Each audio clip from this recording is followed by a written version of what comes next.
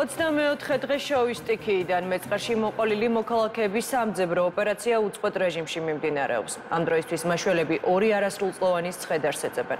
უკვე ნაპოვნი ცხედრები და კი დღეს ქუთაისის ექსპერტიზის ბიუროში ახალგაზრდა გოგონა ამოიცნეს. კიდევ ორი დაღუპულის იდენტიფიცირება კი ამ წუთებშიც გრძელდება.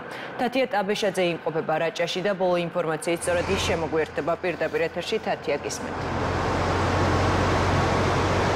მაგრამ ბოლო ორი დღეა დაკარგულთა სტატისტიკა არ განახლებულა და შესაბამისად მაშველები კვლავ ეძებენ ორ მოქალაქეს, რომლებიც არიან არასრულწლოვნები. რაც შეეხება ქუთაისის ექსპერტიზის ბიუროში მიმდინარე ექსპერტიზას, დღეს ამოიცნეს ახალგაზრდა გოგონას ცხედარი, ხოლო დანარჩენი ორის იდენტიფიცირება კვლავ გრძელდება. ჩვენ წინასწარი ინფორმაციით ვიცით, რომ ეს აქედან ორი ცხედრიდან ერთი არის არასრულწლოვანი, ხოლო მეორე არის ზრდასრული მამაკაცი და დიდი ალბათობით ის არის სწორედ ზაზა მესხი. თუმცა ოფიციალურად, როგორც უკვე ვთქვი, დნმ-ის ანალიზის საფუძველზე ეს ინფორმაცია არ არის დადასტურებული და როგორც სპეციალისტები ამბობენ, დნმ-ის ანალიზის პასუხს ესაჭიროება დაახლოებით საშუალოდ 2-3 დღე, მაგრამ ხდება ზოგჯერ იმდაგვარადაც, რომ პასუხი მოდის უარყოფითი მიუხედავად ნათესაობისა, მიუხედავად ბიოლოგიური კავშირისა და ამის შემდეგ უკვე ექსპერტებს უწევთ კვლავ ანალიზის პასუხის გადამოწმება და შესაბამისად დროში ჭიანურდება ხშირად ზუსტად დადასტურებული ვინაობის გაჟღერება.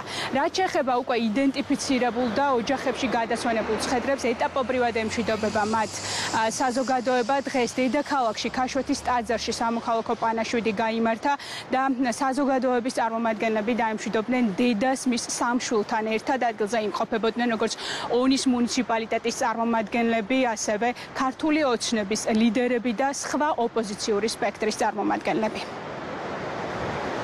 ამ დროისთვის არსებული ინფორმაციით შოუში სტიქის შედეგად გარდაცვლილი 31 მოქალაქე არის ნაპოვნი, 29 მოქალაქე არის იდენტიფიცირებული და ორი ადამიანის საძიებო სამუშაოები კვლავ აქტიურ რეჟიმში მიმდინარეობს.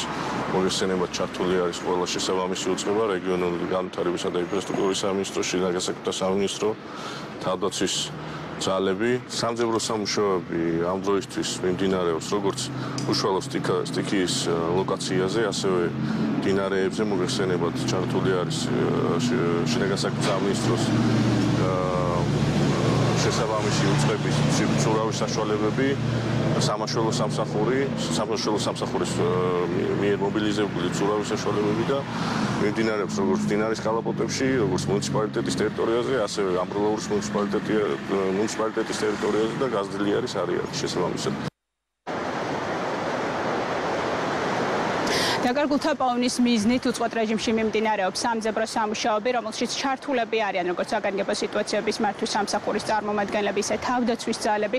გაფართოებულია საკმაოდ ძებნის არეალი და უნდა ითქვას, რომ 120 კილომეტრს მოიცავს ის დაახლოებით გუმათჰესამდე ტერიტორიას. მდინარე რიონისა და ჭანჭახის ხეობაში ეძებენ დაკარგულებს. ამ მდინარეებს ხელოვნურად შეუცვალეს, მათ შორის კალაპოტი და ჩვენ ვიცით, რომ კალაპოტებში აღმოჩენილი არის ადამიანის სხვა პირადი ნივთები, რაც აჩენს იმის ალბათობას, რომ შესაძლოა ცხედარიც იპოვონ მიმდებარე ტერიტორიაზე. გარდა სამძებრო სამუშაოებისა, ასევე ადგილზე მიმდინარეობს ინფრასტრუქტურის აღდგენა, მაგალითად აღდგა ორი ხიდი, რომელიც სტიქიამ სრულად გაანადგურა და ასევე მიმდინარეობს იმ მდინარეების კალაპოტების გასწორხაზოვნება, რომელიც სტიქიამ, რომლის დეფორმირება მოახდინა სტიქიამ. რაჭიდან თათია ტაბეშაძე საუბრობდა.